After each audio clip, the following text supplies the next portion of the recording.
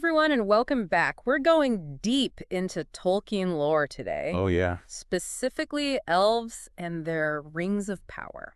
Very cool. We're working with excerpts from the elves.txt, Okay. and you're going to want to grab your lembas bread for this one. Uh-huh. I love it. We're going to uncover why these seemingly immortal beings needed such potent artifacts. Right. And we're also going to reveal some fascinating details about how the rings worked. Yes. And what they meant for the fate of Middle-earth. Yeah, you know what's really captivating about the elves and their rings What's that? is that their yearning for these rings stemmed from a source far deeper Okay. than just a simple desire for power. Hmm. It was born from their intricate relationship with time Oh, interesting. and their longing to safeguard the beauty of a fading Middle-earth. Now, we know that elves are immortal, right? Right. They don't age and wither like us mere mortals. Yeah. But this document reveals that they're not entirely immune to the relentless march of time. Exactly. How can that be? You see, even though elves possess incredibly long lifespans, Okay. their fate is still intertwined with the fate of the world they inhabit. It's like a majestic tapestry, slowly fading over millennia. Oh, wow. As Middle-earth experiences decay, so do the elves, Really? in a spiritual and emotional sense. They experience a gradual diminishing of their spirit as the world around them loses its vibrancy. So it's not like a physical decay, but a spiritual weariness. Exactly. As they witness the slow decline of everything they hold dear. Precisely. And this is where their deep longing for preservation comes into play, Okay. especially for elves like Galadriel, who originated from Valinor, the Undying Lands. Right. Imagine having vivid memories of paradise, untouched by decay, Yeah. and then being surrounded by a world slowly succumbing to the passage of time. Oh, wow. It's a heartbreaking dichotomy. I can see how that would be utterly heartbreaking. Yeah. It's almost like a constant ache for a lost perfection. It makes their desire to preserve beauty even more poignant. For sure. But hold on. This longing for preservation seems to set them up for a classic tragic hero fall. Yes, and that's where Sauron, the cunning manipulator, Right. sees his opportunity. Yeah. Disguised as Anatar, the benevolent lord of gifts, Okay. he tricked the elves into forging the rings. Wow. Imagine the irony. Sauron, the ultimate embodiment of darkness and control, Right. exploiting the elves' deepest desires for beauty and preservation to further his own sinister agenda. So this Anatar character was pretty convincing, wasn't he? Oh, he was. The text mentions he offered the elves the knowledge they craved to harness power for preservation and enhance the beauty of their realms. It's like playing right into their heartstrings. Absolutely. It was a masterful deception. Wow. Preying on their noble intentions. And add another layer of complexity. While Sauron heavily influenced the creation of many rings of power, Right. the three most potent elven rings were crafted independently by the elven smith Celebrimbor. Celebrimbor. Okay. He imbued them with a purer, more potent magic, Okay. seemingly untouched by Sauron's corrupting influence. But that begs the question, Yeah. were these rings truly free from Sauron's grasp? Sadly, no. Oh, no. The catch, Oh. and it's a devastating one, Okay. is that all the rings, including those meticulously crafted by Celebrimbor, Right. became bound to Sauron's One Ring. Oh, wow. The moment he slipped it onto his finger, Oh, man. the elves were horrified to realize Yeah. that the very objects intended to protect their world Right. had become instruments vulnerable to his control. Wow. Talk about a gut punch. I know, right? Okay, so let's dive into these elven rings individually. Sure. I'm itching to understand what made each so unique and powerful. Okay. First up, we have Nunya, the ring of water worn by the Lady of Lothlorien herself. Right. Galadriel. Nenya. Yeah. This ring wasn't just about preservation in the general sense. Okay. Nenya's power allowed Galadriel to manipulate the very strands of fate, Wow. weaving a protective shield around Lothlorien and safeguarding it from outside forces. So like a safe haven. Yes. It's described as having a unique ability Okay. to enhance the natural beauty of the land, amplifying its enchantment Right. and slowing the flow of time within its borders. So it's like stepping into a timeless haven, Exactly. a bubble of preserved beauty where the decay of Middle-earth is held at bay. Precisely. And it's no wonder Lothlorien is described as a realm of breathtaking beauty and otherworldly enchantment. Right. Nunya made it a sanctuary, a hidden refuge from the encroaching darkness. But Nenya wasn't the only elven ring shaping the fate of Middle-earth. Right. We also have Vilya, the Ring of Air, held by Elrond. Right, Vilya. This one was said to be the mightiest of the 3 elven rings. It was. What made it so special? Vilya's power was multifaceted. Okay. Like Nenya. It provided protection. Right. Shielding Rivendell from harm. Okay. Making it a sanctuary of healing and wisdom. Interesting. But it also granted Elrond incredible foresight. Oh, wow. Allowing him to glimpse into the future. Okay. And make wise decisions. Right. That would have profound repercussions on the fight against Sauron. So Rivendell wasn't just a place of refuge. No. It was a strategic stronghold. Yes. Guided by Elrond's enhanced wisdom and foresight. Exactly. It seems like each ring is more nuanced than initially thought. Indeed, and that brings us to the last of the 3. Okay. Narya, the Ring of Fire. Narya, okay. Initially held by the shipbuilder Certain. Right. It eventually found its way to Gandalf. Yes. And what a fitting bearer for the Ring of Fire. I know. Considering Gandalf's pivotal role in igniting hope and courage in the face of Sauron's encroaching darkness. Exactly. Yeah. Narya didn't create physical havens like Nenya. Right. Or enhance wisdom like Vilya. Okay. Instead, it had a more subtle, yet profound influence on the hearts of those around its bearer. Oh, interesting. It kindled hope. Okay. Bolstered courage. Right. And empowered individuals to resist despair, even in the bleakest of times. So if Nanya was about preserving beauty, and Vilya about enhancing wisdom, then Narya was about igniting the very spirit of resistance, the will to fight for good, even when all hope seems lost. It is. It really does fit Gandalf's role perfectly. It's a perfect match, wouldn't you say? I would. Each ring, a testament to the elves' profound understanding of the forces at play in Middle-earth. Right. Each subtly shaping the course of events in its own way. That's a fascinating stuff. It is. But I have to ask, knowing the One Ring's creation would jeopardize their own rings. Right. Why didn't the elves simply destroy them? Wouldn't that have severed the connection? Yes. And protected them from Sauron's influence? That's a question that has puzzled many Tolkien scholars. I bet. The answer lies in the very nature of the Elven Rings and the profound dilemma they presented. You see, while destroying the Elven Rings would have indeed severed the connection to the One Ring, it would also have meant the loss of everything they protected and cherished. Oh, wow. It was a choice between safeguarding their realms or ensuring the ultimate defeat of Sauron. And the weight of that decision was almost unbearable. Wow, what a heart-wrenching scenario. I know.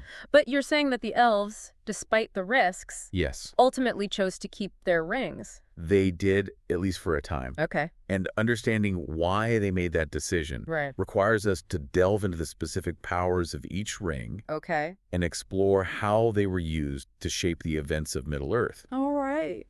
We also need to consider the profound connection between the Elven Rings and the very essence of Elven existence. So are you ready to take this deep dive even further? Oh, yeah. Absolutely. I'm all ears. This is getting really good. All right. So let's start with Nenya and its role in shaping Lothlorien. Okay. It wasn't just about creating a beautiful haven. Right. It was about preserving a way of life, a connection to the ancient world that was rapidly fading elsewhere. Right. Nenya allowed Galadriel to weave a kind of enchantment that slowed the flow of time within Lothlorien's borders. Interesting. Making it a refuge where the elves could hold on to their traditions and memories in a world that was increasingly hostile to their kind. So it was a haven for the elven spirit as much as it was for their physical bodies? Exactly. It's almost like Nenya created a pocket dimension where they could live as they had in the elder days, free from the encroaching darkness. And this concept of preserving a way of life is key to understanding why the elves were so reluctant to destroy their rings. I see. For them, it wasn't simply about losing power. Right. It was about losing a part of their identity. Oh, wow. A connection to their past. Okay. That gave them strength and purpose in the present. That makes a lot of sense. Yeah. It's like giving up a piece of your history. Right. A tangible link to your ancestors and everything they stood for. Exactly. It's a decision fraught with emotional weight. For sure. And this dilemma becomes even more apparent when we consider Vilya and its role in shaping Rivendell. All right. Remember, Vilya didn't just grant Elrond foresight. Right. It also enhanced his wisdom and healing abilities, Okay. making Rivendell a beacon of hope Right. for all those seeking refuge from the growing shadows. So while Nunya was about preserving the past, Vilya was about navigating the present and preparing for the future. That's a great way to put it. Thanks. Rivendell, under Vilya's influence, became a place where wisdom was cultivated, Okay. wounds were healed, Right. and plans were made to resist Sauron's growing power. It was a vital strategic asset in the fight against darkness. And let's not forget about Narya the Ring of Fire. Oh, yes, of course. If I remember correctly, this one had a very different effect. Yes, it did. More about inspiring hope and courage than creating physical sanctuaries or enhancing strategic thinking. You are absolutely right. Awesome. Narya was unique in that its power was less about tangible effects and more about influencing the hearts and minds of those around its bearer. It was a flame that kindled the spirit, reminding people of the good in the world and inspiring them to fight for it, even in the darkest of times. That's powerful stuff. It is. It's like having a personal cheerleader in your pocket, reminding you to never give up hope, even when things look bleak. Right. It must have been invaluable to Gandalf as he rallied the free peoples of Middle-earth against Sauron. Absolutely. Yeah. Narya played a crucial role in fostering the alliances and inspiring the acts of bravery that ultimately led to Sauron's downfall. Wow. It's hard to imagine the War of the Ring unfolding as it did I bet. without Narya's subtle yet profound influence. So we have 3 rings, each with its unique powers and purposes. Right. All aimed at protecting Middle-earth in different ways. Yes. But the big question remains. What's that? If the elves knew their rings were tied to Sauron's one wing, why didn't they destroy them as soon as they realized the danger? That's the million-dollar question, isn't it? I guess so. And the answer, as with most things in Tolkien's world, is complex and nuanced. Okay. We need to consider the profound dilemma the elves faced. Right. On the one hand, they loved Middle-earth. Yeah. And were deeply committed to its protection. They had poured their hearts and souls into creating and maintaining their realms. And the thought of losing them was devastating. I can only imagine the anguish they must have felt. It was terrible for them. It would be like being forced to choose between your family and the fate of the world. Exactly. Wow. And remember, the elven rings weren't just tools. Right. They were extensions of the elves themselves. Expressions of their deepest desires and aspirations. Okay. Destroying them would have felt like tearing away a part of their very essence. So it was a deeply personal decision. It was. One fraught with emotional weight and existential implications. Precisely. Yeah. And to add another layer of complexity, the elves also believed that destroying the One Ring would sever the connection and render their own rings powerless. This meant that their havens, the realms they had painstakingly created and maintained for centuries, would eventually fade.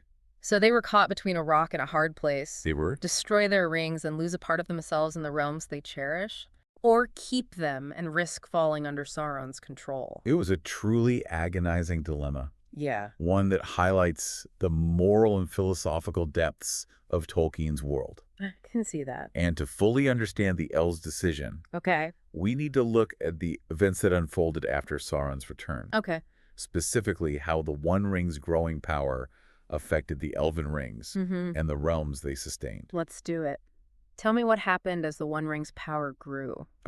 Did the elves' rings start to, I don't know, malfunction? Did the havens they protected begin to falter? It wasn't so much a malfunction as a darkening. Darkening, Imagine a bright light slowly dimming as a shadow creeps over it. I can see it. The elven rings, despite being forged with pure intentions, couldn't escape the corrupting influence of the One Ring. They began to feel heavy, their power more burdensome than protective. Oh, wow. And the havens they sustained, while still beautiful, felt tinged with melancholy, a sense of impending loss. Wow, that's a chilling image. It was. It's like watching a paradise slowly wilt under a poisonous cloud. A very apt analogy. Thanks. And it was this growing sense of unease, this awareness that their rings were becoming more liability than asset, that ultimately pushed the elves towards the decision to destroy the One Ring, even if it meant the eventual fading of their own realms. So they chose the greater good, even though it meant sacrificing a part of themselves. They did. And the world they had so lovingly created. It was a testament to their wisdom. Wow. their deep understanding of the interconnectedness of all things in Middle-earth. Yeah. They recognized that the fate of the world rested on the destruction of the One Ring. And they were willing to make the ultimate sacrifice to ensure its demise. That's a powerful realization. It is. It speaks volumes about the elves' character. Right. Their willingness to prioritize the well-being of the world over their own desires. And their decision had profound consequences. Yeah, I bet. Not just for themselves, but for the entire world. Okay. It marked a turning point in the history of Middle-earth. Interesting. The beginning of the Fourth Age. Okay. An age where the elves would gradually diminish. Right. And the dominion of men would rise. Wow, talk about a seismic shift. It was. It's like they knew they were closing a chapter on their own story. Yes. Making way for a new era to begin. Exactly. And their choice wasn't without sorrow, of course. Yeah. They grieved the loss of their realms, right. the fading of the magic that had sustained them for so long. But there was also a sense of peace. Okay. An acceptance of the natural order of things. It's almost like they embraced the bittersweet beauty of impermanence. Yes. Recognizing that change is an inevitable part of life, even for immortal beings. Exactly. That's a profound lesson, one that resonates deeply, even in our own mortal lives. It certainly does. Yeah. The elves' story reminds us that even in the face of loss and change, there can be beauty and meaning in letting go.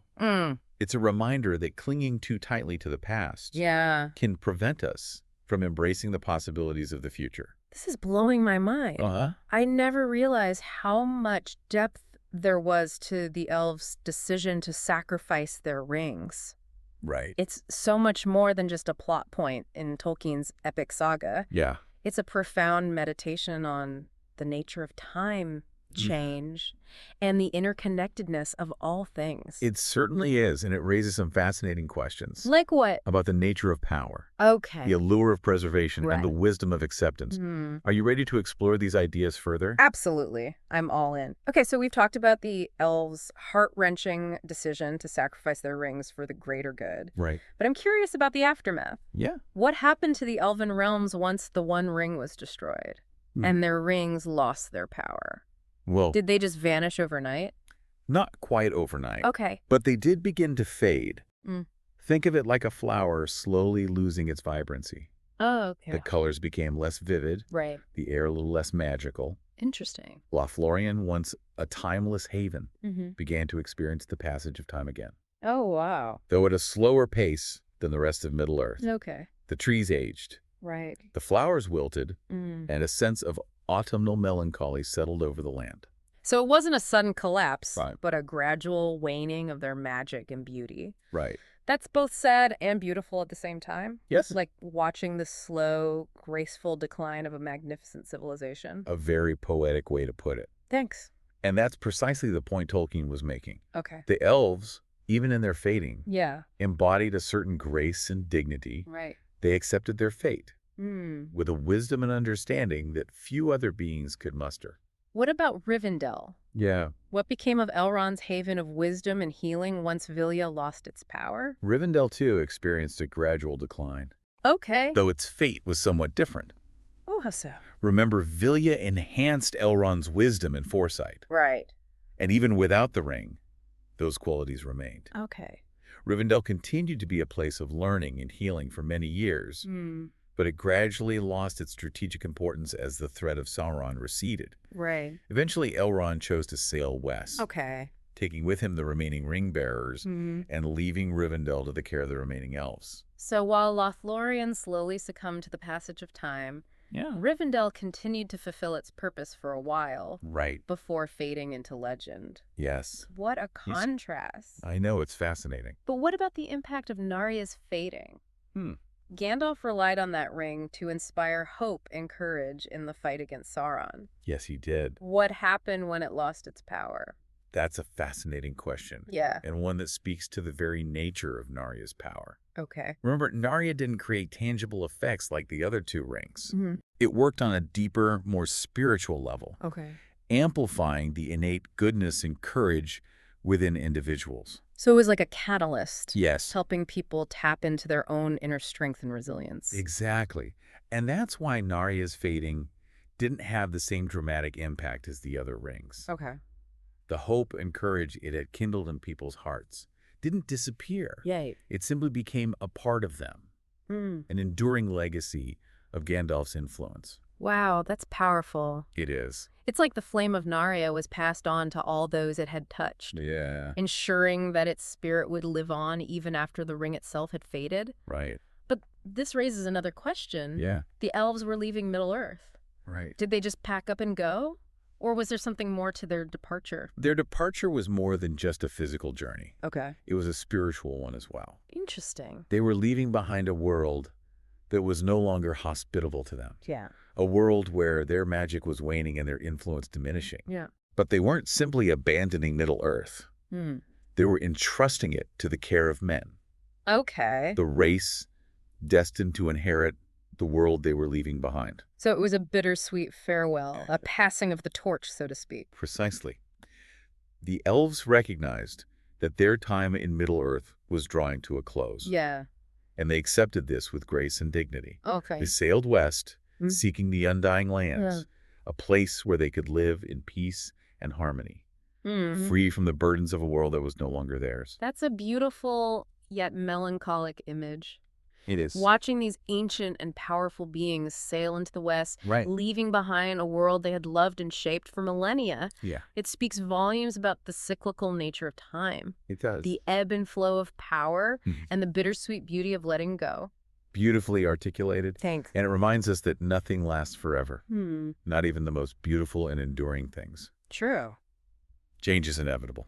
And accepting this truth, as the elves did, is perhaps the greatest wisdom we can attain. So as we wrap up this deep dive into the world of elves and their rings of power, what's the one key takeaway you hope listeners will remember?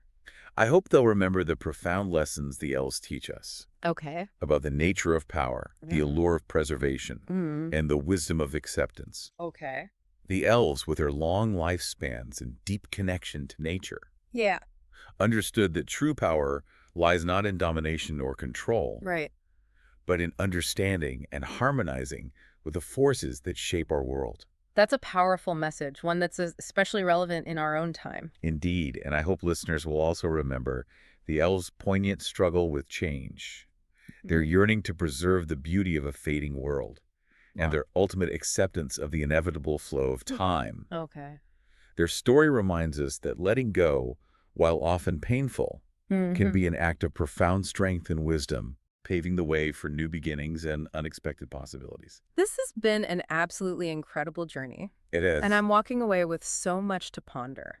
I'm glad to hear that. Thank you for sharing your expertise. It was my pleasure. And for illuminating the hidden depths of Tolkien's world. You're welcome until next time. Yeah. May your journeys be filled with wonder and discovery. And to all our listeners, thank you for joining us on this deep dive into Tolkien lore. Of course. Until next time, keep exploring, keep questioning. Yes. And keep the spirit of adventure alive. Absolutely.